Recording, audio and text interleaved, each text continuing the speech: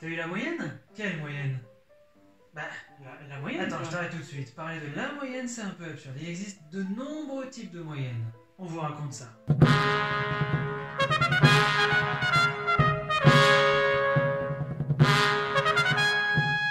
Quand on parle de la moyenne, on parle en général de la moyenne arithmétique, c'est-à-dire celle qui se calcule en additionnant, par exemple, les notes que l'on divise par le nombre de notes. Mais dans l'Antiquité, de nombreuses moyennes ont été développées avec des calculs différents. 3 moyennes en particulier ont eu un très grand succès et ont survécu jusqu'à aujourd'hui puisqu'elles sont encore utilisées. Ces 3 moyennes sont généralement attribuées à l'école pythagoricienne, parfois à Pythagore et plus souvent à Archytas de Tarente qui était un pythagoricien. Dans son commentaire sur les harmoniques de Ptolémée, Porphyre de Tyr nous cite un passage d'Archytas qui parle justement des 3 grands types de moyennes. Car le problème avec de nombreux mathématiciens comme Archytas ou Pythagore, c'est que leurs textes ont disparu, donc on ne possède que des fragments indirects qui sont en général cités par des auteurs postérieurs. Dans le fragment cité par Porphyre, Archytas explique qu'il existe 3 grandes moyennes. La première est la moyenne arithmétique, la deuxième la moyenne géométrique, et la troisième, la moyenne sous-contraire, que l'on appelle également harmonique. Archytas expose que dans la proportion arithmétique, les termes sont en raison selon une certaine différence. Archytas explique ensuite que la proportion géométrique se vérifie lorsque les termes sont en proportion les uns avec les autres. Proportion au sens du rapport, au sens de la fraction. Ce qui signifie que si l'on a 3 termes en proportion géométrique, alors on a A sur B égale B sur C.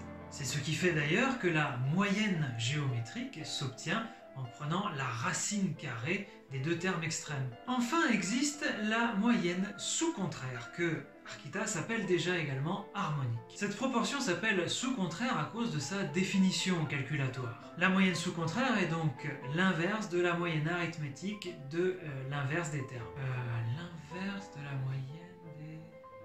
Ah oui d'accord, ok.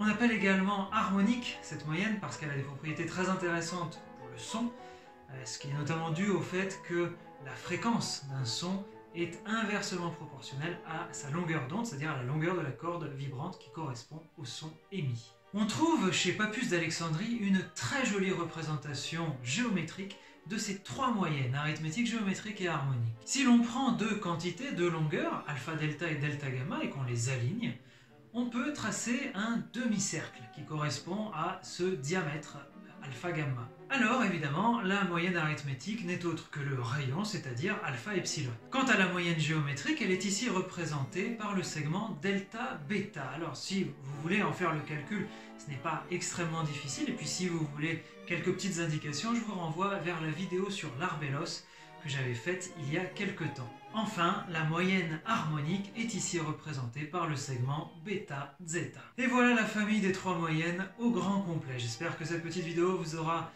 intéressé et donné envie de vous replonger dans quelques petits calculs.